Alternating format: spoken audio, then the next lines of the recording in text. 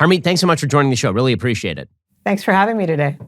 So first off, congratulations to you. Congratulations to, I think, everybody who is fighting against the Biden vax mandate. Why don't we start with where that case actually is right now? Because it was remanded back to the Sixth Circuit Court of Appeals, but kind of no matter what the Sixth Circuit Court of Appeals does, it's essentially over for the Biden vax mandate.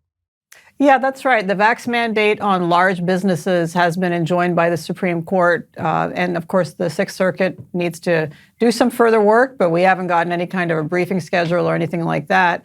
And so I think effectively it is over. And in fact, by the time OSHA, if it were to either seek some authority from Congress or start the rulemaking process and attempt to go through that normal process, I think the disease itself will have outrun the course of their ability to regulate the current variants. What happens in the future under this Congress, we may very well have a political solution that reaches a different result for Americans, and then that'll trigger a whole new set of legal challenges. So, Harmeet, why don't we start from the beginning here? How did you guys decide that you were interested in taking on the case? Obviously, we said day one that when they came down with the vax mandate, we would not comply, and then we sought legal help. But how did you decide that you wanted to get involved?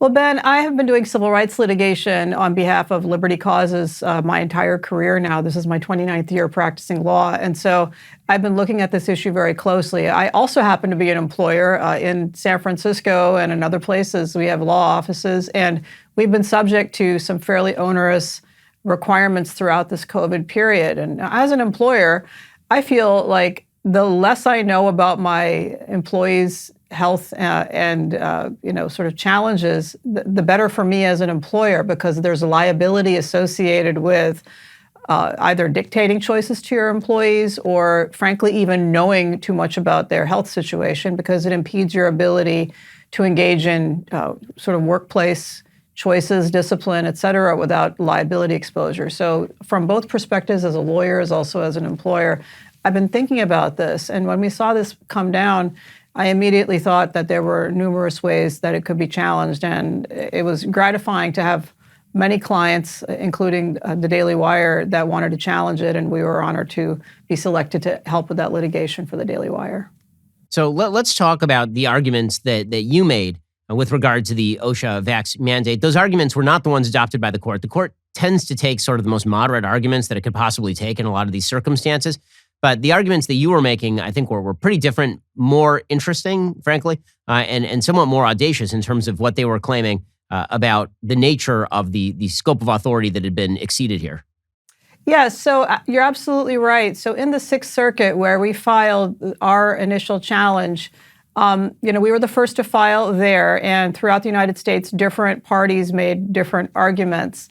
But a lot of the arguments were the same, but actually the Daily Wire's filing was the only one to come in with expert testimony on our side. So we started with legal arguments. The legal arguments included the separation of powers and the fact that the police power in the United States resides almost exclusively with the states and local authorities, not with the federal government. And by police power, I mean the power to make health and safety regulations. And throughout this COVID period, the courts have relied on some old authority dating back to the smallpox times. And there's a famous case called Jacobson versus Massachusetts that allowed, at the Supreme Court level, a vaccine mandate to stand with a fine associated with it. It was a state regulation, and that's an important distinction that's been lost. And so when you come to this mandate, our position was, even if a mandate were illegal, it would not be legal at the federal level. It would only be legal at the state level due to this fundamental police power issue. So that's a separation of powers argument. But beyond that, the arguments would include the fact that Congress never delegated to OSHA the power to do this type of a sweeping healthcare regulation in a workplace setting. So that's a very big overarching legal argument. Our arguments also included that even had that power been clearly delegated by Congress, which it was not, this particular way that OSHA did this regulation, an emergency regulation like this without the normal notice and comment period that administrative regulations are supposed to have, they did not do that. And given the duration of this so-called vaccine issue and crisis, they could have done that. If they had indeed, at the time that vaccines came out, decided that okay, you know what, we may need to regulate this. Let's propose a regulation, and then let's invite affected parties to come in and give notice. Let's hear some evidence. Let's get some opinions from medical experts on both sides. They did none of that. Very abruptly, with very little notice, they simply issued this decree in early November. And by a dint of now something that we're very familiar with, they just simply dump a giant stack of paper and say, this is our authority to do it. This is our backup. Don't question it. Well, on behalf of Daily Wire, we actually went and read that whole thing. And we looked at their medical evidence that they purported to provide.